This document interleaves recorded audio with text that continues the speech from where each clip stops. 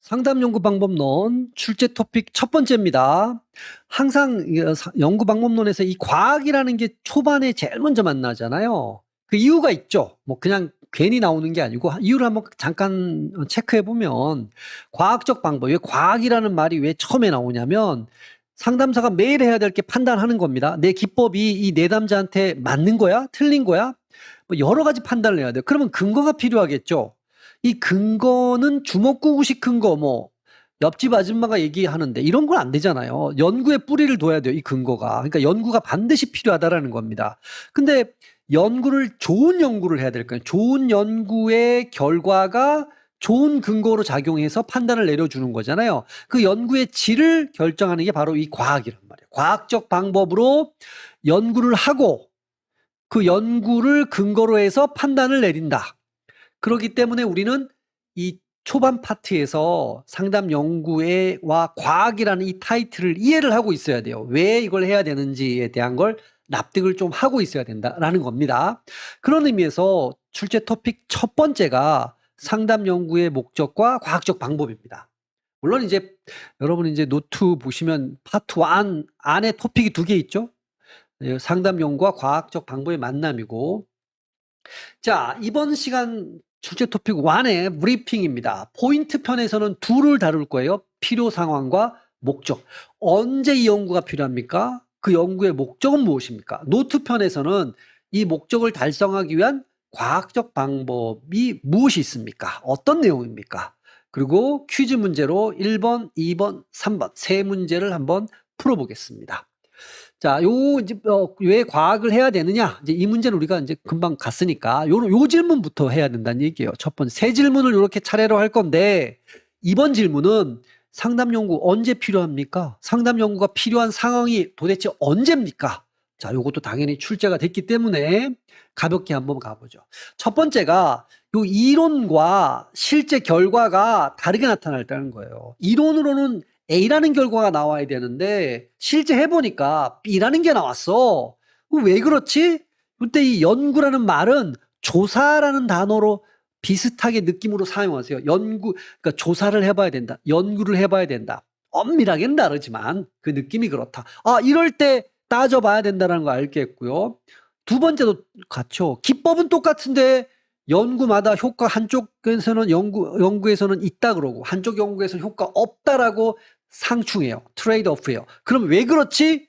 당연히 기법은 똑같은데 따져봐야 되겠죠. 조사해봐야 돼요. 자, 현재 상담 기법이 현대적 이론에 좀 뒤처졌는데 이게 뭐냐면 대면 상담, 이게 현재적 상담 기법입니다.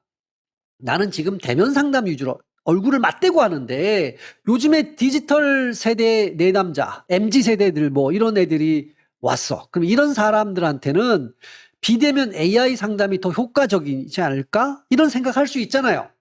그러니까 요게 과연 효과가 있을까? 이거 따져봐야 되지. 조사해봐야 되지. 실제로 해보니까 대면 상담만큼 효과가 있는데 이럴 수 있죠. 아닐 수도 있지만. 그러니까 요럴 때 연구합니다. 따져봅니다. 그다음에 변화 메커니즘은 요 내적 요인인데 이 내담자가 변화를 일으켰거든. 그러면 그것이 요 상담자의 공감 때문에 그런 건지 교정하는 요 기법 때문에 그런 건지, 교정 기법, 우울증이니까 생각을 바꿀 수 있잖아요. 부정적 생각을 이제 긍정적으로. 어느 것 때문에, 어떤 내적 요인 때문에 변화가 일어났지? 요거를 규명하고 싶어. 규명해야만 돼. 콕 찍어서. 그럴 때 연구해봐야지. 조사해봐야지. 그 네 가지는 아주 부드럽게 이해가 되는 거죠. 자, 또 하나가 앞에서 나왔지만 이 객관적 판단의 근거. 매일매일 상담사는 판단을 해야 되죠. 그 판단에 객관적 근거가 필요해. 그 근거를 마련하려니까 연구를 해서 데이터를 수집해서 이 데이터에 근거해서 판단을 내린다. 앞에서 설명드렸던 그대로입니다. 왜 필요한지. 자, 신규 기법 신뢰도. 새로운 상담 기법이 있는데 이 효과가 있다라는 걸 보여줘야죠. 여기 이제 연구한다라는 건 결국은 우리가 이제 뒤에서 보죠. 예를 들어서 이제 실험을 한다. 뭐 이런 느낌 생각해서 실험법. 예를 들면. 그래서 내담자들을 모아갖고 실제로 한쪽에는 넣어보고 한쪽에는 뭐 안 넣어보기도 하고 이 기법을 적용해보고 한쪽에는 안 적용해보기도 하고 여러 가지 방법이 있을 거 아니에요. 연구한다는 건 그런 거거든. 그래서 봤더니 이 기법이 효과가 있네라고 연구 결과가 나왔어. 신뢰도가 있죠. 요건 바로 연결되는데 전문적 가치 증명인데 다른 말로 하면 사회적 위상을 높여야 될 때 이런 말이 나오는데 그러니까 사회적으로 인정받는 거죠. 야, 상담받으면 우울증에 효과가 있어. 연구 결과 효과가 있다고 나왔어. 이러면 상담의 위상이 사회적 위상이 올라가잖아요. 사람들이 상담사 이러면 대단한 사람 이렇게 봐준다라는 거예요. 그럼 뭘로 그렇게 높아질 수 있냐? 연구를 해야지 되죠. 연구를 해봤더니 실제로 상담이 효과가 있습니다. 연구 안 하면 모르지. 그래서 그 결과를 보여주면 위상이 올라간다. 또 하나가 이제 이건 마지막 필요성인데요. 문화적 적합성 내지는 타당성인데 서구에서 어떤 기법은 효과가 분명히 있었어. 그럼 이 국내 문화적으로 다르죠. 국내에서도 효과가 과연 있을까? 어떻게 알 수 있어요? 연구해 보면 돼. 조사해 보면 돼. 실험해 보면 되죠. 요럴 때 필요합니다. 그러면 이런 연구 상황이 언제 필요합니까? 상황이 정리가 됐잖아요. 그렇게 어려운 건 아니죠. 근데 시험 문제도 가볍게 나왔습니다. 그러면 연구를 해야 된다는 얘기입니다. 그 얘기는 연구를 하는데 자, 필요사항이 벌어졌으면 어떤 거든 연구를 해야 되는데 다음 질문이 이거예요. 그렇다면 나는 해야 되는 이 연구의 목적을 무엇로 설정할 것인가? 그러니까 이 연구로 무엇을 하려고 하는가? 그 연구 목적에 대한 질문. 당연히 이것도 출제가 됐죠. 자, 연구 목적은 다음과 같이 정리할 수 있어요. 저는 기본 목적, 이걸 제일 중요하게 생각하는데요. 그 다음에 응용 목적, 통합 목적이 있는데 요걸 요렇게 반드시 그렇진 않지만 순차적으로 한번 이해해 보세요. 첫 번째가 탐색 목적이 있어요. 탐색은 아무것도 모를 때예요. 아직 잘 모르는 현상. 어떤 현상이 벌어졌는데 거의 몰라. 아는 게 없어. 그럼 질문이 이거잖아. 이 현상은 도대체 뭐지? 처음 보는데? 이런 질문으로 접근해 들어가는 거예요. 그러니까 기초 정보를 수집해 보는 거죠. 야, 이거 이제 사건 현장에 이렇게 들어갔을 때 처음 공간에 들어가서 이제 하나하나 정보를 수집하는 게 탐색이에요. 아무것도 모를 때. 그럼 기술 단계는 뭐냐? 서술 내지는 묘사 이런 겁니다. 있는 그대로를 적는 거예요. 기록하는 거야. 사진도 찍고 뭐 이렇게 있는 그대로 우리가 뭘 기술하시오, 서술하시오, 묘사하시오 이런 말 쓰잖아요. 그러니까 한마디로 말해서 있는 그대로 기록하는 게 기술이에요. 그냥. 자, 기술이 충분히 되면 요런 게 원인이고 요게 원인이 돼서 요게 결과구나. 이걸 알 수 있잖아요. 그게 설명하는 겁니다. 설명은 인과관계를 밝히는 거예요. 어떤 게 원인이고 어떤 게 그 결과인자. 그러니까 원인이란 말 중요하죠. 왜 일어났는가? 원인이 무엇인가라는 얘기잖아요. 이게 축적이 되면 예측을 할 수 있어요. 예언을 할 수 있다고. 어떤 결과가 나타날지 추측을 할 수 있어요. 결과를 추측할 수 있다. 왜? 설명이 돼 있으니까 조건이 주어진다라는 건 원인이 발생하면 이런 얘기잖아요. 결과를 추측할 수 있게 된다. 그러니까 이 네 가지 시험 문제도 아주 많이 나오지만 너무 간단한 거죠. 이 네 가지에 의해서 응용을 할 수 있어. 여기 통제를 먼저 봐보죠. 통제는 이런 거예요. 자, 원인이 있고요. 결과가 있다고 쳐보죠. 그럼 요걸 밝히는 건 설명이잖아요.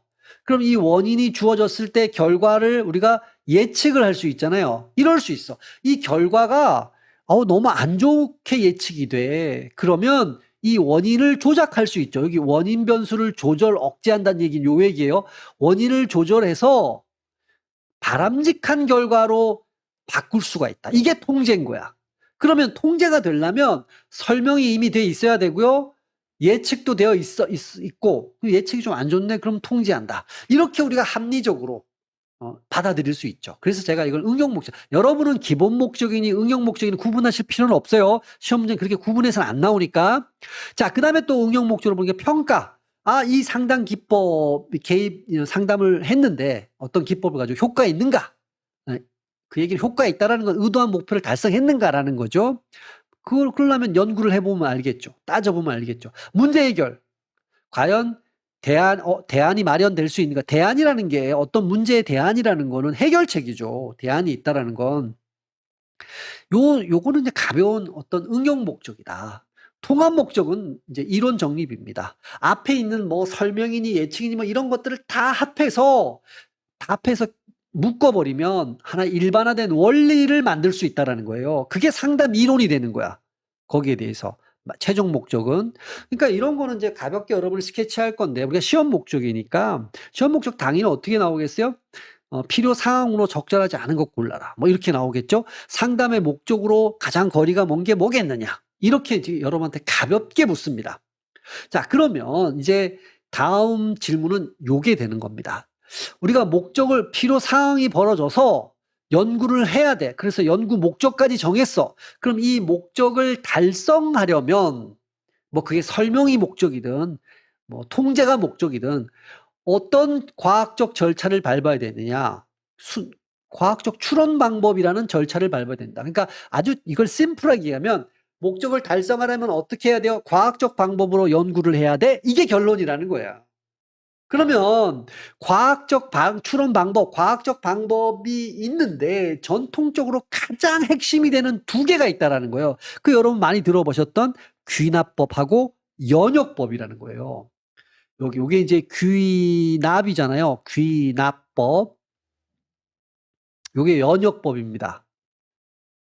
요게 이제 출제에 아주 강하죠. 근데 여러분 여기에서 이걸 이제 빨리 이해하시려면 귀납법과 연역법은 한 가지 큰 가정을 합니다. 이 세상, 이 세계는 어떤 일관된 어떤 질서, 이 질서란 말은 이론, 법칙, 진리 어떤 말로 바꿀 수 있어요? 여기서는 이제 저는 이론이라 그랬습니다. 이 세상을 움직이는 어떤 법칙이 있다. 여러분도 그럴 것 같잖아요. 그죠? 그게 있다라는 걸 가정하고 있다라는 건 귀납법과 연역법이 동일합니다. 둘은 똑같아요. 자, 그런데 이 법칙이 요게 이제 우리가 실제 토픽 2에서도 한번 얘기하겠지만 요게 고정이 되어 있느냐, 요게 변화할 수 있느냐가 차이가 있어요. 이 고정돼 있다고 보는 게 전통적인 관점이고 변화할 수 있습니다. 이론은 요걸 우리가 이제 수정 가능성이다. 이렇게 보는 게 현대적 관점이에요. 토픽 2에서 우리는 이 현대적 관점으로 볼 겁니다. 어쨌든 그 얘기는 이제 토픽 2에서 하기로 하고요. 이런 거예요. 요 귀가 한자로 제가 일부러 적은 돌아갈 귀자예요. 납은 이제 모아드릴 납자인데 이런 거예요. 출발을 여기서부터 이렇게 하는 겁니다.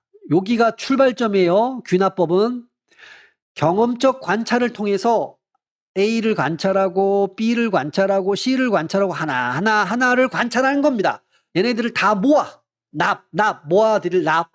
다 모아서 하나의 패턴을 만들어. ABC의 패턴을 딱 봤더니 어떤 공통점, 뭐 유형 이런 걸 얘기하는 거예요. 아, 그랬더니 어떤 결과가 나왔어. 이게 요 법칙으로 들어갔죠. 들어간다. 돌아갔다. 그러니까 하나의 보편적 이론, 결론으로 돌아간다. 그래서 귀입니다. 근데 이 귀납법은 어떤 개별적 현상으로부터 하나의 법칙을 만드는 거예요. 그럼 이렇게 법칙, 즉 이론이 만들어진 걸 바탕으로 출발하는 게 연역이에요. 이 연자가 풀어낸다 이거야. 요 이론에서 풀어낸다. 가설을 세우고 관찰하는 겁니다. 가설은 보통은 거의 100%는 아니지만 대부분은 이제 원인과 결과로 돼 있어. 이 A니까 B다. 결과. 그러니까 A면 B다. A여서 B일 것이다. 이렇게 하는 게 이제 가설이죠. 그래서 이 가설이 맞는지를 관찰을 해보니까 오, 맞아요. 이러면 요 이론이 강화되는 거죠. 이 이론을 풀어서 자, 얘는 이렇게 되는 거죠.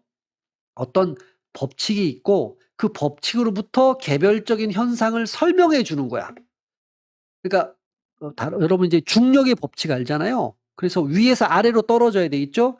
근데 어떤 현상을 봤는데 그 현상이 사과가 아래로 떨어지는 거야. 그럼 왜 사과가 아래로 떨어지지? 그럼 기존에 이론이 있어요. 이론이 이미 있죠. 중력의 법칙, 중력 이론에 의해서 무거운 것은 아래로 떨어진다. 요 이론에 근거해서 무거운 것은 아래로 떨어진다. 그래서 가설을 세웠어요. 그리고 봤더니 사과가 아래로 떨어져. 그럼 설명이 되잖아요. 이 가설이 맞잖아요. 이 가설은 중력 이론에 근거해서 세운 거죠. 무거운 것은 아래로 떨어져. 그래서 이 가설이 맞나 하고 관찰했더니 맞아. 사과가 아래로 떨어졌어요. 쇠구슬이 아래로 떨어졌어요. 아, 그러면 이 이론이 강화된다. 왜? 이 가설은 이 이론에 근거해서 만든 거니까. 요 역자가 이제 풀어낸다. 우리가 번역한다. 뭐 이런 말 하잖아요. 그래서 이 이론을 풀어서 이 현상을 번역 해석하는 거야. 이 연역법이다. 요게 여러분 이제 핵심입니다. 이 두 가지가 과학적 방법이다. 자, 귀납법 이런 겁니다. 다시 한번 하면 개별적 경험 하나하나를 모아서 이제 진리, 법칙을 만드는 거죠. 그래서 우리가 상담으로 보면 내담자 A가 공감적 경청을 경험한 후 자존감이 높아졌다. 내담자 B도 상담자가 공감을 해주니까 자존감이 높아졌어. 이 하나하나의 사례잖아요. 그래서 일반화, 패턴을 발견하는 거야. 아, 모든 사례에서 공감적 경청을 하니까 자존감의 정해관계라는 건 비례한다는 얘기예요. 자존감이 올라가더라. 그래서 결론, 상담 이론을 하나 만드는 거야. 공감적 경청은 내담자의 자존감을 높인다. 뭐 이런 식으로. 이게 귀납적으로 가는 거고, 연역적은 뭡니까? 이미 알고 있는, 그러니까 연역을 하려면 이론을 알고 있어야 돼. 거기서 풀어내는 거니까. 대전제, 모든 인간은 치유될 잠재력. 이게 일반적 원리예요. 이게 이론이라는 거예요. 잠재력이 있다. 그래서 내담자 A는 인간이더라. 이게 구체적 현상이죠. 그러므로 내담자 A는 치유될 잠재력이 있다. 이런 게 연역이죠. 연역의 가장 중요한 거는 대이론, 일반적 원리부터 출발한다는 거예요. 이렇게. 귀납법은 관찰부터 출발하는 거예요. 작은 거 하나하나부터. 그래서 정리를 한번 해보자고요. 지금까지 했던 건 귀납의 출발을 봐보세요. 구체적, 개별적인 것부터 출발해서 일반적, 보편적 결론, 이론으로 끝나는 거죠. 연역은 반대로요. 여기서 만들어진 요거 일반적, 보편적 원리, 여기 이론, 여기에서 구체적 특수한 사실이나 원리를 설명하는 거예요. 풀어낸다. 이론에서 풀어낸다. 방향이 반대죠. 여기서는 특수에서 특수한 하나에서 이제 일반적으로 가는 거라면 여기서 이제 일반적인 것에서 특수한 거를 설명해 내는 겁니다. 자, 이제 금방 이해되셨을 거고 또 하나 귀납의 절차예요. 관찰을 하고요. 하나하나 패턴, 즉 유형을 발견하고요. 공통점을 발견하는 겁니다. 뭐 예를 들어서 A라는 사람이 죽었어요. B라는 사람이 죽었어요. C라는 사람이 죽었어요. A, B, C의 패턴, 공통점을 발견했어. 얘네들은 전부 다 사람이네요.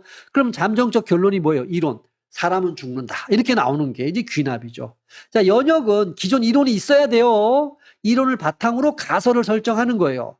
근데 조작화, 우리가 이제 초반에 강의 진행하다 보면 조작적 정의 이런 말을 이제 여러분이 만나시게 될 겁니다. 이게 무슨 얘기냐면 가설을 보면 이런 거예요. 머리가 좋으면 성적이 높다. 이게 이제 가설입니다. 일종의. 그러면 이걸 우리가 관찰을 통해서 과연 머리가 좋으면 성적이 높은지를 알아야 되는데 이 머리가 좋다라는 게 굉장히 추상적이잖아요. 성적이 높다라는 게 뭐 구체적으로 구체성이 없다라는 거야. 그래서 조작하는 뭐냐면 이 머리가 좋다라는 걸 IQ 점수로 바꾸는 거야. 성적이 높다라는 걸 성적은 평균 학점으로 바꾸는 거야. 그럼 얘네들은 측정이 가능하잖아요. 이렇게 측정 가능하도록 이렇게 바꾸는 걸 조작화라고 얘기를 해요.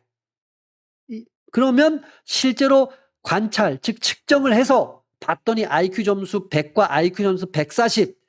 그래서 둘의 평균 학점을 봤더니 하나는 3.5, 하나는 4.1. 진짜 IQ가 높으니까 평점이 높네. 그러니까 가설을 검증할 수 있는 거죠. 그 가설이 맞는지. 가설자가 들어가는 건 기본적으로 연역법에 들어가는 겁니다. 요 순서로 진행이 된다. 연역적으로 가설을 그대로 쓰면 너무 추상적이니까 이걸 검증할 수가 없어. 가설이 맞는지 안 맞는지 관찰을 통해서. 그래서 관찰을 통해서 검증할 수 있게 측정 가능하게 이렇게 바꾸는 걸 뭐라고 한다? 조작화. 이렇게 여러분 이해해 두시면 됩니다. 요 순서로 진행이 된다라는 거예요.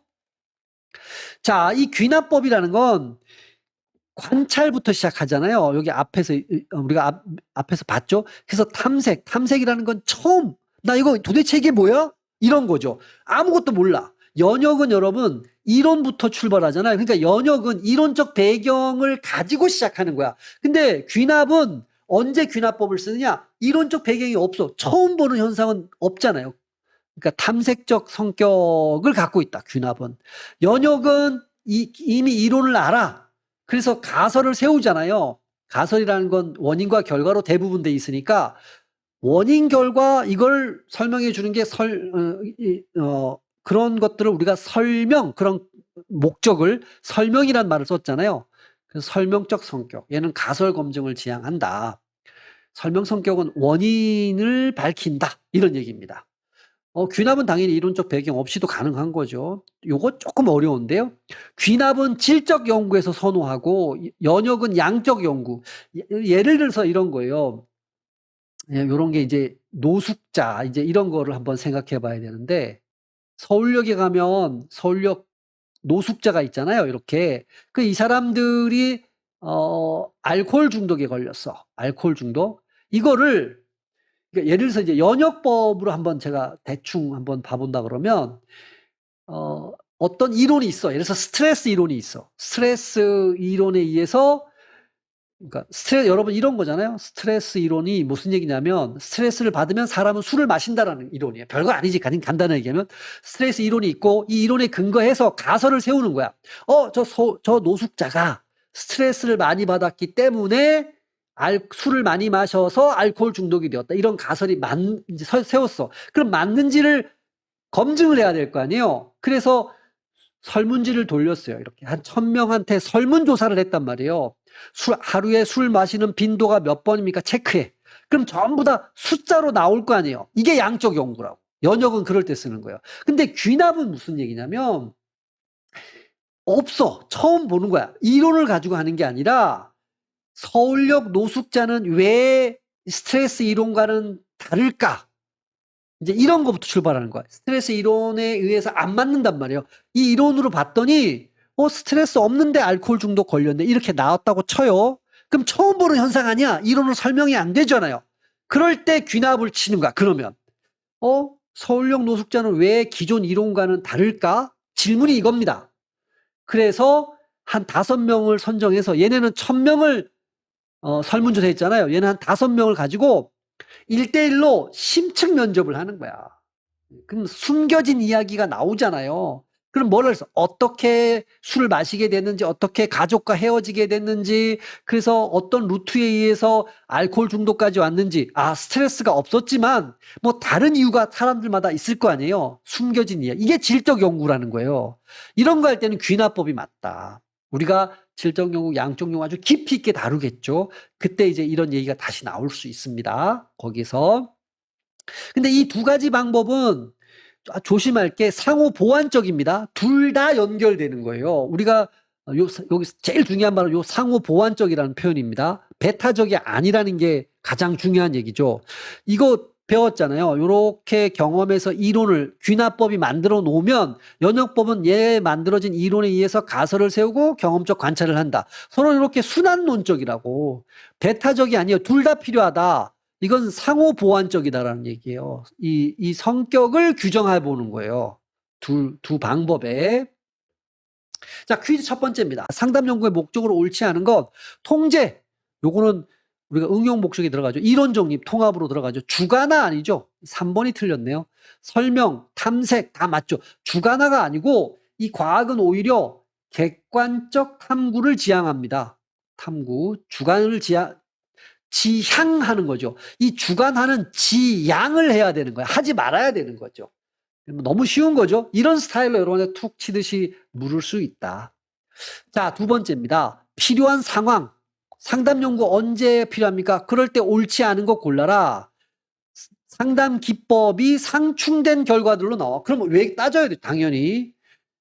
새로 개발된 상담 기법에 효과가 있는지 없는지를 검증할 때 연구를 해봐야 되죠. 결혼 이주민 상담에서 상담자의 문화적 편견 개입 여부. 이건 이제 문화적 적합성이잖아요. 과연 이것도 조사를 해봐야지 문화적 편견이 있는지 없는지 알 수 있죠. 괜찮습니다. 요런 상담에서 문화적 편견 여부. 그러니까 요런 거는 어떤 특정 집단이잖아요. 요런 게 특정 집단에 대한 어떤 특성을 탐색하는 겁니다. 상담 효과가 기존 이론과 어긋나 이론 수정이 필요할 때 당연히 이건 연구해야 되죠. 1, 2, 3, 4번은 당연히 필요합니다. 자, 그런데 항상 이런 문제가 나올 때는 틀리게 나오는 게 있어요. 그게 5번 같은 겁니다. 여러분 여기에 보면 윤리적 갈등, 가치 혼란. 이거는 아니에요. 항상 이런 게 정답으로 나오죠. 이게 무슨 얘기냐면 여러분 요런 말 나오죠. 사실과 가치. 사실은 뭐뭐이다. 우리가 팩트만 얘기해. 뭐 이런 거죠. 요게 이제 객관입니다. 객관과 적결되는 거고 이 가치 요거를 이제 우리가 당위 판단이라고 해야 되죠. 뭐뭐 해야 한다. 뭐뭐이다가 아니고 뭐뭐 하지 말아야 된다. 뭐뭐 하는 게 바람직하다. 이런 게 다 윤리적인 거죠. 윤리적인 건 가치 판단이고 옳고 그름에 대한 바람직함에 대한 가치 판단을 하는 거잖아요. 이건 같은 말이야. 그럼 요런 것들은 주관적이라고요. 요런 것들은 굉장히 개인적이고 주관적인 거예요. 그리고 이런 건 상황에 의존, 상황 의존적이에요. 어떤 데서는, 어떤 문화에서는 이렇게 해야만 하죠. 어떤 문화에서는 이렇게 하면 안 되는 거죠. 상황이 달라져요. 객관이라는 건 언제나 그렇다. 이런 얘기잖아요. 그러니까 늘 한결같은 게 객관거지. 누가 봐도. 예를 들어서 이 길이는 항상 100cm입니다. 누가 재도 100cm야. 이게 객관이란 말이에요. 윤리적 갈등, 가치 혼란 이런 건 오히려 슈퍼비전이나 윤리 교육 뭐 이런 것들로 해야 되지 객관성을 추구하는 연구를 통해서 달성하는 건 아니다. 이 윤리, 가치 이런 말은 주관성이 오히려 앞에 목적의 주관화라는 거와 연결되는 거잖아요. 그래서 이런 게 항상 틀린 답으로 나옵니다. 윤리나 어떤 가치 이런 말들이 거는 우리가 실전 문제에서 한번 볼게요. 자, 연역법, 귀납법에 대한 거 적절하지 않은 거. 연역법이 되려면 기존 이론이 있어야 되죠. 기존 이론에서 출발해야 돼. 그러니까 기존 이론에 관한 분석이 꼭 필요한 거죠. 귀납법은 현실 세계단 관찰을 해서 경험적 일반화, 보편 법칙을 만들어낸다. 귀납법은 탐색적 연구에서 사용되죠. 연역은 가설검증은 이제 설명적 연구죠. 설명적 연구. 원인을 설명하는 거죠. 맞는 말이죠. 상호 보완적입니다. 두 방법은. 자, 그러면 5번이 틀렸네요. 이거 당연히. 개별 사례에서 출발합니다. 개별 사례에서. 이거는 연역이 아니고 귀납법이 돼야 되죠. 개별 사례부터 출발을 하는 거니까.